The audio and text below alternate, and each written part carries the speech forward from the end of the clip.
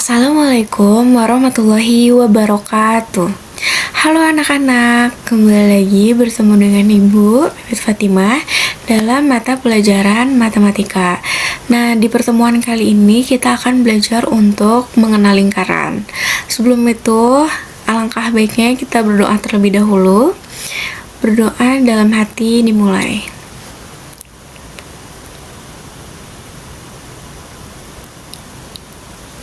Berdoa dicukupkan. Nah, sebelum masuk ke materinya, jangan lupa kalian mengisi kolom komentar dengan format nama lalu kelas yang akan Ibu cek dan Ibu tandai sebagai bukti hadir kalian dan mengikuti pembelajaran Ibu kali ini.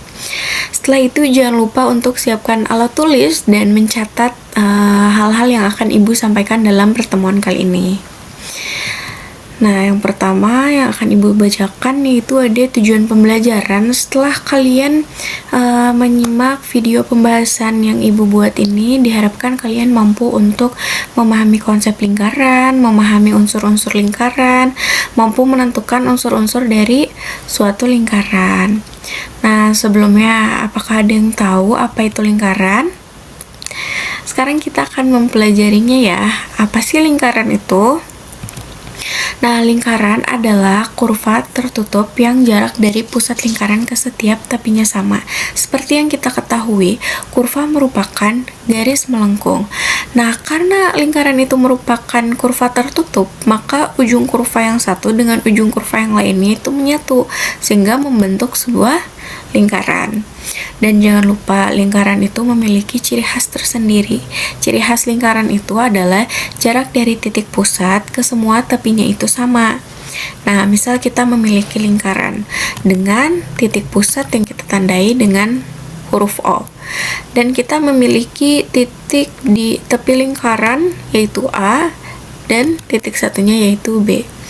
Nah, jika ini benar-benar sebuah lingkaran, jarak dari titik pusat ke tepi A akan sama panjangnya dengan jarak dari titik pusat O ke titik B.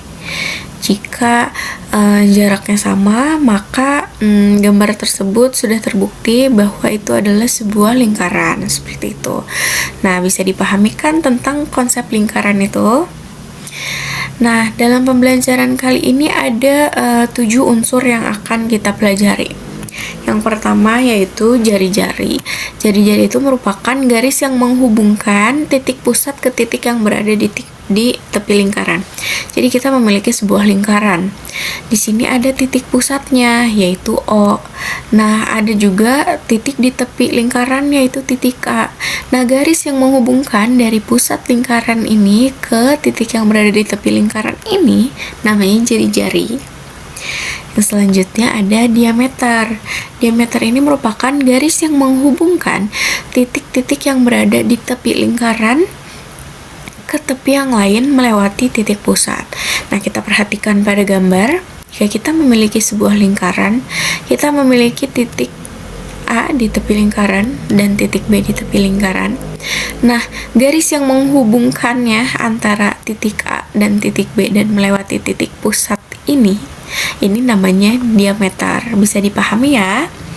Nah, jika kita amati dari dua gambar lingkaran yang sudah kita peroleh, ternyata diameter itu panjangnya 2 kali dari jari-jari. Maka bisa kita simpulkan juga bahwa jari-jari itu panjangnya setengah dari diameter. Seperti itu ya. Nah, yang selanjutnya ada busur. Kita lihat nih di sini ada garis melengkung di tepi lingkaran. Jadi busur itu merupakan garis melengkung yang merupakan bagian dari tepi lingkaran. Nah, kalau misalkan busur ini terbagi jadi ada 2 jenis, yaitu ada busur mayor yang lebih dari setengah lingkaran besarnya, sedangkan yang satunya ada busur minor yaitu besarnya kurang dari setengah lingkaran. Lalu unsur yang selanjutnya juga ada tali busur. Kalau yang tadi itu garis melengkung di tepi lingkarannya, kalau tali busur ini sendiri merupakan garis yang menghubungkan kedua ujung pada suatu busur. Misal di sini kita punya busur yang berwarna merah, ini ada titik P dan titik Q, jadi ini busur PQ. Lalu ada garis yang menghubungkan kedua ujung dari busur ini, yang menghubungkan antara titik P dan titik Q ini, yaitu namanya tali busur. Nah, jika busurnya setengah lingkaran, misal kita punya A dan B, maka tali busurnya itu sama dengan diameter. Dan seperti yang kita ketahui, bahwa diameter itu merupakan tali busur yang paling panjang. Nah, unsur yang selanjutnya, ini ada apotema. Apotema itu merupakan garis yang menghubungkan titik pusat lingkaran dengan tali busur secara tegak lurus. Mari kita simak gambarnya ya. Di sini ada gambar lingkaran, ada titik pusat O, dan di sini ada titik PQ, ini menjadi busur PQ dan memiliki tali busur garis lurus yang menghubungkan dari ujung busur P ke ujung busur Q. Nah, apotema itu sendiri katanya titik yang garis yang menghubungkan titik pusat lingkaran dengan tali busurnya. Nah, ini dia apotema, dan dia itu pasti tegak lurus, jadi pasti ada lambang siku-sikunya ya. Ini namanya apotema. Lalu untuk unsur yang selanjutnya ada juring. Juring itu apa sih?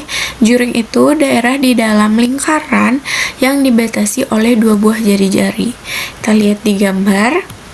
Nah, ini ada daerah yang diarsir berwarna merah. Dia dibatasi oleh dua buah jari-jari. Nih ada jari-jari OQ dan juga ada jari-jari OP.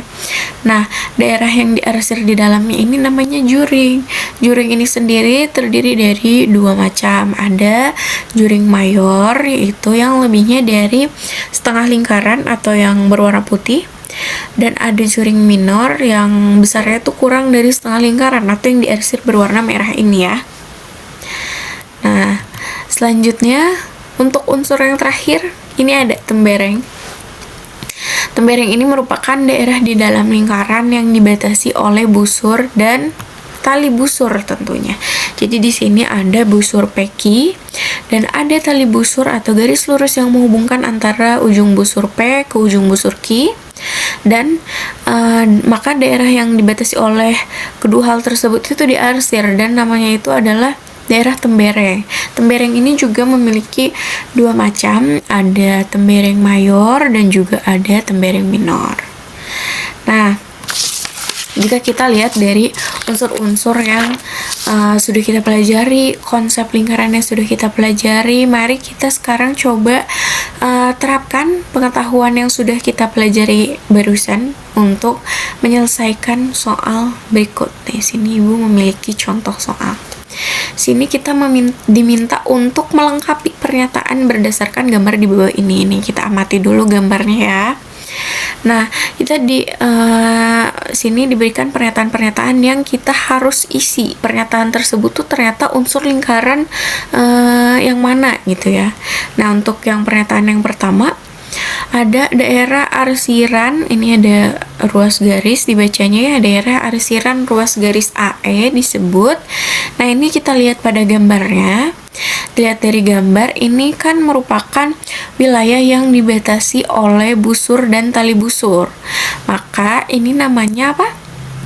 Tembereng. Nah, lalu yang selanjutnya ada ruas garis BD. Nah, kita lihat di gambar ruas garis BD. Nah, ini tuh ternyata ada garis yang menghubungkan dari tepi lingkaran ke tepi satunya lagi dan melewati titik pusat. Berarti ini sudah dipastikan bahwa ruas garis BD adalah diameter. Selanjutnya ada ruas garis OF. Kita lihat di gambar ada ruas garis OF. Nah, ternyata garis ini tuh menghubungkan antara titik pusat O ke titik F dengan tali busur, menghubungkan titik pusat dengan tali busur. Lalu ada tanda siku-siku, berarti dia itu tegak lurus. Nah, jika kasusnya seperti ini sudah bisa dipastikan bahwa ini merupakan sebuah apotema. Jadi ruas garis OF itu disebutnya apotema. Yang selanjutnya, daerah arsiran BOC disebut, kita lihat di gambar, daerah yang diarsir BOC ini yang berwarna merah muda ini, ternyata dibatasi oleh dua buah jari-jari, ada jari-jari OB dan jari-jari OC.